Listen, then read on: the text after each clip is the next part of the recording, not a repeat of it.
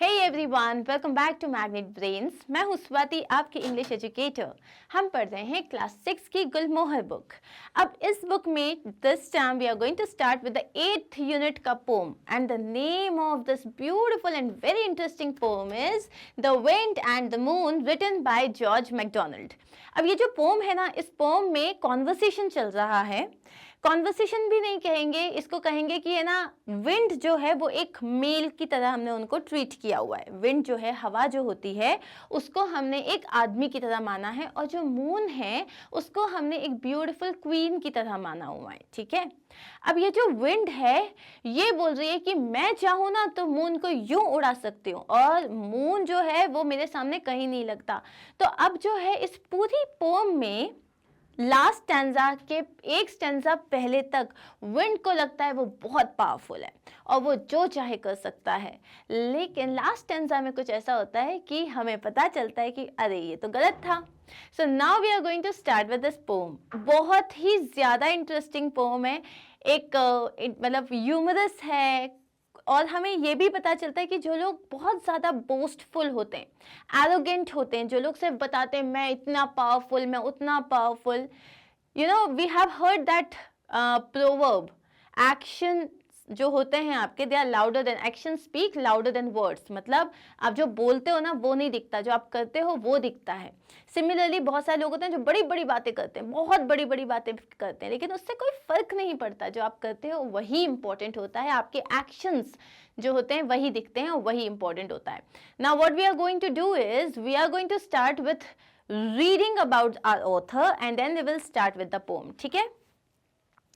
So here, The Wind and the Moon, George MacDonald is the poet, was a Scottish clergyman who wrote stories and poems. तो ये जो है काफ़ी सारी stories और poems लिखा करते थे। He wrote for adults and children, दोनों के लिए, adults के लिए भी और children के लिए भी। He is best known for his stories in the genre of fantasy. उनको सबसे ज़्यादा वो जो जाना जाता है कहाँ, फैंटेसी के जॉनरा में, मतलब जो एकदम इमेजिनरी चीज़ें होती है ना, उसके लिए।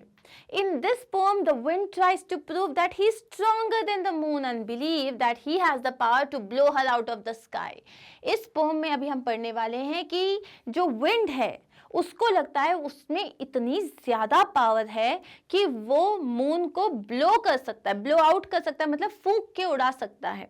और जो मून है, ओके, एंड जो मून है वो उससे मतलब उससे बिल्कुल जो है वीक है, और विंड जो है वो बहुत ज़्यादा स्ट्रॉन्ग है। लेकिन is that true? Is that true? No, not really. Now we are going to start with reading this particular poem, but remember, हम हर stanza पढ़ने के बाद we will start with the explanation. ठीक है, एक स्टैंजा पढ़ेंगे, उसका एक्सप्लेनेशन पढ़ेंगे, सो दैट नेक्स्ट टाइम आप कभी भी इस चीज़ को रिवाइज करना चाहो तो आपको हर चीज़ का मीनिंग पता होना चाहिए, हर स्टैंजा का मीनिंग पता होना चाहिए। Now, said the wind to the moon, I will blow you out. You stare in the air like a ghost in a chair, always looking what I'm about. I hate to be watched. I'll blow you out. Now the wind says to the moon, wind क्या कहता है? मैं तुमको उड़ा डालूंगा, I will blow you out. तुम जब देखो मुझे घूरते रहते हो, you stare in the air, मतलब हवा में जब भी तुम रहते हो, तुम जब देखो मुझे घूरते रहते हो। Like a ghost in a chair, ऐसा लगता है कि कोई चेयर पे घोस्ट बैठ के जो है वो पूरे टाइम मुझे देख रहा है। And always looking what I am about, और पूरे टाइम यही देखते रहते हो कि मैं क्या कर रहा हूँ, क्या नहीं कर रहा हूँ। I hate to be watched, मुझे बिल्कुल अच्छा नहीं लगता कि कोई पूरे टाइम मुझ पर नजर रखे। आई विल ब्लो यू आउट, मैं तुमको उड़ा डालूंगा। So now let's see the explanation. Here wind is described as an arrogant male who says to the moon that he will blow him out, kick him out from the sky as I do not like you. अब वहाँ पे यहाँ wind जो है, wind को हमने एक arrogant male की तरह माना है, जो wind moon को बोल रहा है कि वो उसे blow out कर देगा, उसको sky से kick out कर देगा। You are like a ghost sitting in a chair. वो क्या बोलता है उसको कि तुम तो एक जो है चेयर पे बैठे हुए घोस्ट की तरह हो, जो हमेशा मुझे घूरता रहता है, always staring at me, and this annoys me, और मुझे ये बहुत खराब लगता है।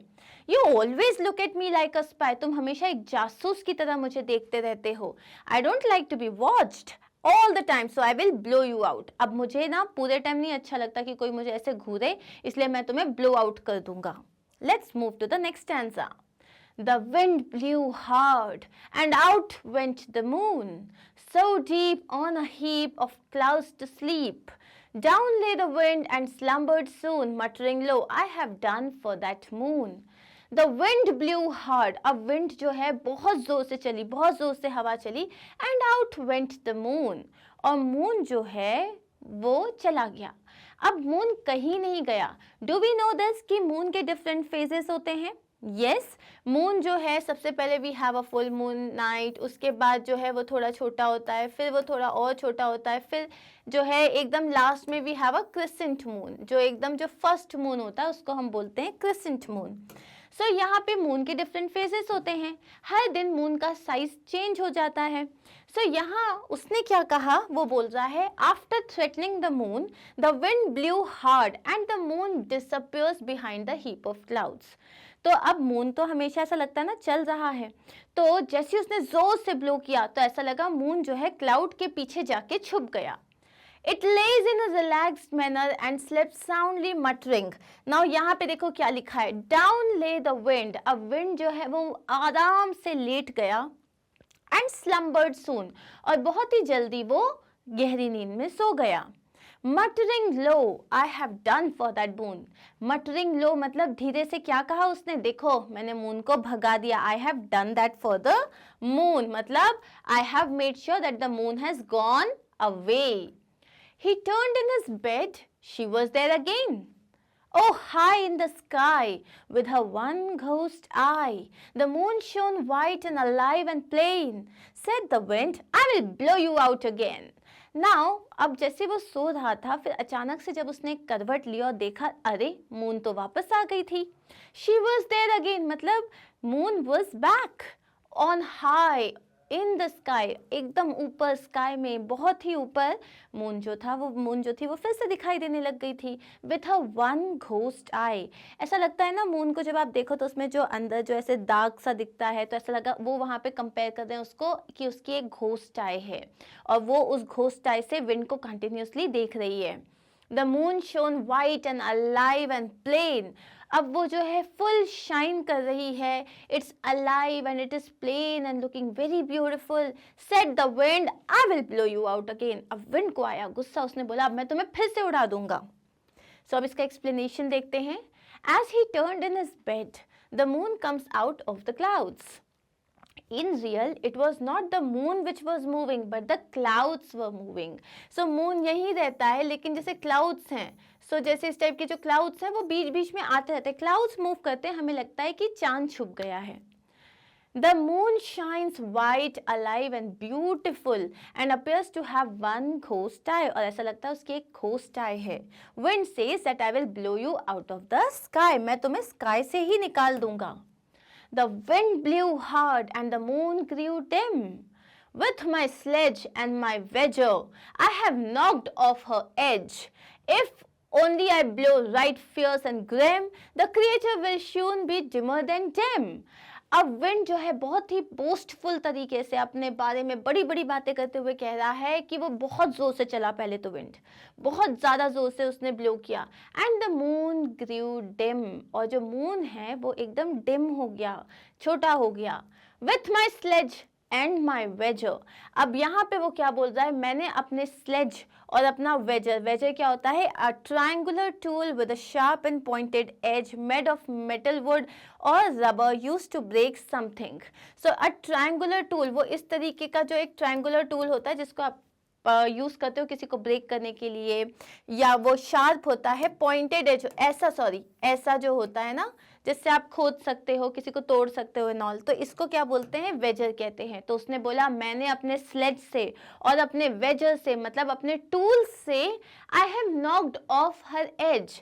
अब जैसे मून होता है तो उसने क्या बोला, अब जब मून का फेस चल रहा था तो लेट्स से कि मून जो है, मून का ये वाला फेस चल रहा होगा जिसमें अब वो ऐसा दिख रहा है, तो उसने क्या कहा, ये देखो I have knocked her off its edge, मतलब मैंने मून को जो है खत्म ही कर दिया, एक साइड से काट ही डाला। नॉक्ड ऑफ हर एज का मतलब took away any advantage she had over the wind. मतलब मून जो है उसका कोई बस नहीं चल रहा है विंड पे। If only I blow right fierce and grim, बस अब मैं एक बार और अगर जोर से ब्लो करूंगा, फियर्स मतलब बहुत ही फोर्सफुली और एकदम वायलेंटली, ग्रिम का मतलब होता है सीरियसली। तो ये जो डिम हो गया है ना जो क्रिएचर, ये डिम से डिमर हो जाएगा और ही खत्म हो जाएगा। So, इसका explanation क्या है? The wind blew hard and the moon grew dim. Here we are talking about the various stages of moon. The moon has started to decrease its size now. Excuse me. And the wind thinks it is because of the blow. और wind को लगता है कि मैंने जितनी जोर से blow किया ना उसकी वजह से इसका edge कट गया है। The wind here says that with the various tools like its sledge and wedge, it has cut away a small part. Next stanza. He blew and she thinned to a thread. One puff more is enough to blow her to snuff. One good puff more where the last was bred, and glimmer, glimmer, glum will go the thread. अब यहाँ पे वो उसने blow करता रहा and अब वो जो रोज ब्लो करता जा रहा है, तो अब मून जो है अपने लास्ट फेज में आ गया है, which is last second phase में आ गया है, जो है क्रिसेंट फेज, जिसमें वो सबसे पतला होता है। तो उसने बोला कि वन पफ, तो अब वो जो है एक थ्रेड की तरह दिखने लग गया है आसमान में, एकदम पतला सा। One puff more is enough, उसने बोला एक और पफ अगर मैं मारूंगा ना, to blow her to snuff, मतलब मैं उसको पूरा पाउडर बना के उसको हटा ही दूंगा यहाँ से, वो तो स्काई में दिखेगा ही नहीं। One good puff more where the last was bred and glimmer glimmer glum will go the thread, एक और जोर से मैंने पफ मारा तो ये जो अभी थ्रेड दिख रहा है ना ये भी चला जाएगा। The wind kept on blowing and the moon appears to become very thin. Wind जो है वो blow करे जा रहा था और अब moon जो है ना एकदम thin हो गया था, like a thread, जो crescent moon होता है। The wind says कि मैंने एक और puff मारा तो it would vanish the last thread of the moon as well as blow it to a powder. Next is, he blew a great blast and the thread was gone. In the air nowhere was a moonbeam bare. Far off and harmless the shy stars shone, sure and certain that the moon was gone. He blew a great blast and the thread was gone. मतलब अब जो था wind ने एक आखिरी बार जोर से blow किया और ये लास्ट थ्रेड जो था मून का वो भी चला गया। Why? Because it was a no moon night. जो अमावस्या की रात होती है, it was a no moon night. तो उसको क्या लगा, उसके ब्लो करने से मून ही चला गया है। In the air nowhere, अब वो कहीं नहीं दिख रही थी। Was a moonbeam bare, मतलब मून बीम जो था एक हल्का सा, उसका नामो निशान नहीं दिख रहा था। Far off and harmless the shy stars shone. Far off, बहुत ही दूर जो थे ये जो बेचारे से जो स्टार्स थे, जो हार्मलेस थे, जो शाय थे, अब बस वो ही चमक रहे थे। Sure and certain that the moon was gone. अब तो ये पक्की बात थी कि मून जो है वो जा चुका है। It has just gone. It has left the sky because of the wind. So इसका explanation क्या है? It is a no moon night, but the wind thinks that it has blown the moon away, even the last thread. The moon can't be seen anywhere. Only the stars shine in the sky with no sight of moon. The wind he took to his revels once more, on down in town like a merry mad clown. He leaped and hallooed with whistle and roar. What's that? The glimmering thread once more? Now what happened? The wind he took to his revels once more. Revels का मतलब होता है lively, noisy enjoyment. उसको लगा वाह मेरे अंदर इतना ज़्यादा पावर है कि मैंने मून को स्काई से ही उड़ा दिया। तो अब वो इंजॉय कर रहा है, अब वो बहुत ज़्यादा जो है खुश है, लाइवली है, इंजॉय कर रहा है। ऑन डाउन इन टाउन मतलब कभी ऊपर जा रहा है, कभी नीचे आ रहा है। Like a merry mad clown मतलब जैसे घूम रहा है, जैसे विंड ब्लो करती है ना जोर जोर से गोल गोल, तो वो एक मैरी मैड क्लाउन मतलब बहुत ही खुश क्लाउन की तरह, खुश पागल जो क्लाउन होता है उसकी तरह वो घूम रहा है। इट लीप्ड मतलब वो कहीं से ही लीव मतलब वो कहीं से छलांग लगा रहा है। एंड हलूड, हलूड मतलब बहुत ही ज़्यादा जोर से चिल्ला रहा है, as if you know like वो जो हम चिल्लाते हैं, तो उस तरीके से वो जो है अपने एक्साइटमेंट को, अपने इंजॉयमेंट को, अपनी विक्ट्री को शो करने के लिए वो हलू कर रहा है विथ विसल एंड रोज। कभी विसल कर रहा है, कभी दहाड़ रहा है। एंड देन सडनली उसकी नजर पड़ती है और बोलता है, ओह व्हाट्स दैट, वो क्या है? The glimmering thread once more, ये तो मून वापस आ गया। क्यों? क्योंकि नो मून नाइट के बाद अब आएगी सबसे पहले वापस क्रिसेंट की बारी। चांद तो वापस आएगा ही ना। So the wind is extremely happy and lively, enjoying his victory. The wind is blowing hard and with happiness, shouting excitedly.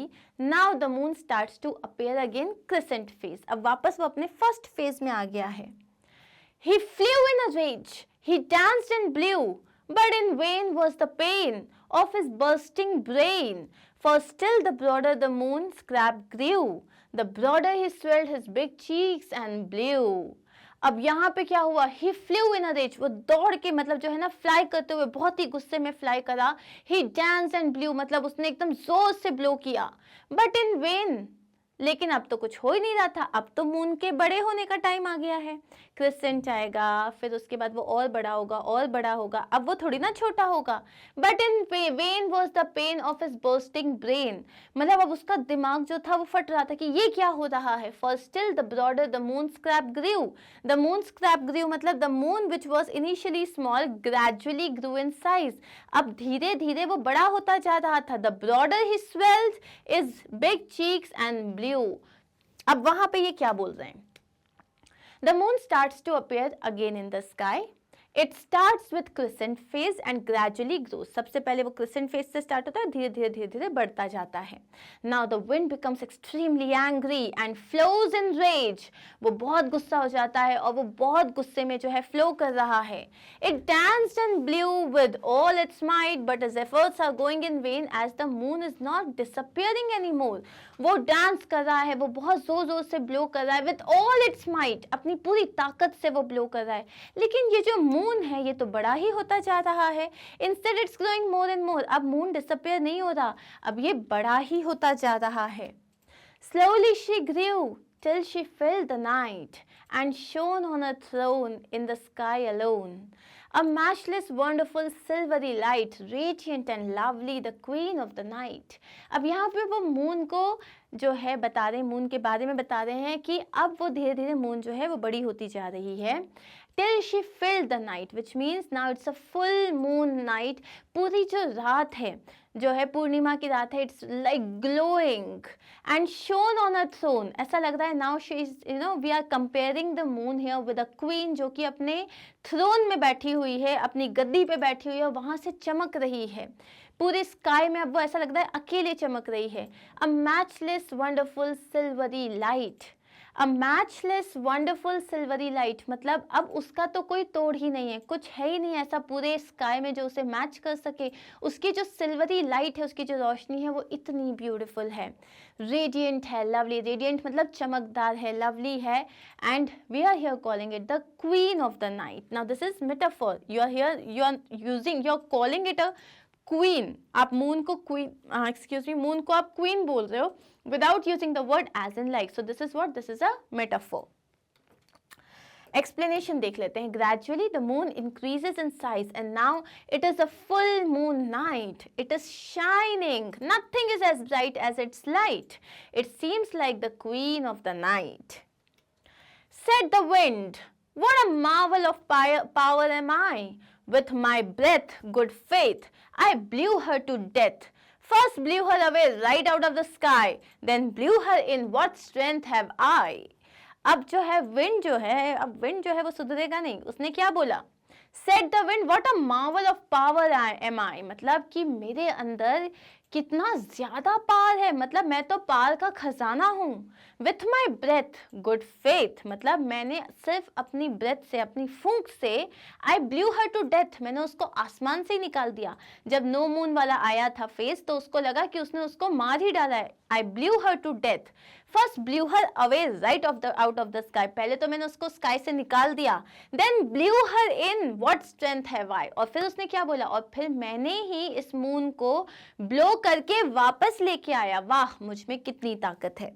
So wind boasts about its power that it initially blew the moon away to death, कि initially उसने जो moon को away blow कर दिया away, and with the same power it has brought the moon back in the sky again, और उसी power के साथ अब वो मून को वापस स्काई में लेके आ गया है। How powerful it is. And moving to the last stanza, but the moon, she knew nothing about the affair, for high in the sky, with her one white eye, motionless, miles above the air, she has never heard the great wind blare. Now obviously we know that moon is a celestial body. Moon जो है वो बहुत ऊपर है। हमारा जो atmosphere का level होता है, जैसे अगर ये जो हमारी अर्थ है तो यहाँ जो एटमॉस्फेयर होता है मून इससे बहुत ऊपर है, तो विंड तो उस तक पहुँच भी नहीं सकती। सो यहाँ पे but the moon she knew nothing about the affair, moon को पता भी नहीं है कि क्या हो रहा है।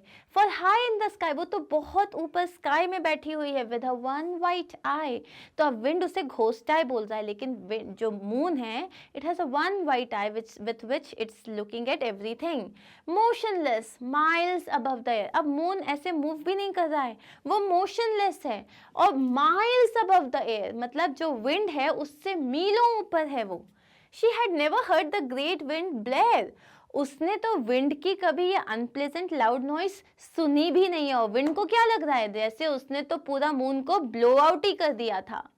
सो here you know we come to an end of this poem, and now I am going to tell you about this. इसकी जो एक्सप्लेनेशन है, इसके एक्सप्लेनेशन के बाद अब जब हमारी जो नेक्स्ट वीडियो है उसमें हम समरी देखेंगे, लेकिन अभी before we like wrap up, मतलब before we call it a day, we wrap this video up, हम यहाँ पे एक बार देखेंगे इसकी rhyming scheme. Okay, now this is the first one. यहाँ पे सबसे पहले राइमिंग स्कीम के लिए हम जो लास्ट लेटर्स हैं उनको हम अंडरलाइन कर देते हैं।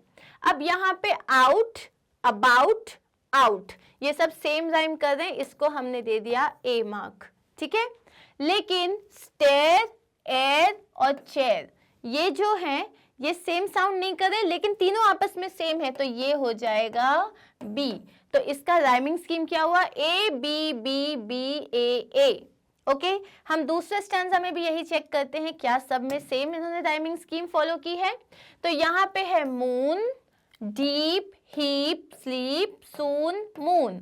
Again if you will see, so ये ए, ये भी ए, ये भी A, because moon, soon, moon ये सेम राइम कर रहा है। डीप, हीप, स्लीप ये हो जाएगा बी, ये भी सेम राइम कर रहा है। Okay, so basically in the entire poem we have followed the same rhyming scheme and we are done with our poem. जो हमारा इसका नेक्स्ट वीडियो होगा उसमें हम इसकी समरी देखेंगे, क्वेश्चन आंसर्स देखेंगे, पोएटिक डिवाइसेस देखेंगे, and if you have any doubt in the explanation you can write in the comment section. I'll help you out with the doubts, and you can also visit our website magnetbrains.com because यहाँ पे आपके लिए कोई भी video find करना बहुत ज़्यादा आसान है. What you have to do is आपको सिर्फ और सिर्फ क्लास को सिलेक्ट करना है, सब्जेक्ट को सिलेक्ट करना है, और जैसे ही आप सब्जेक्ट पे क्लिक करोगे आपके पास चैप्टर वाइज वीडियोस आ जाएंगे.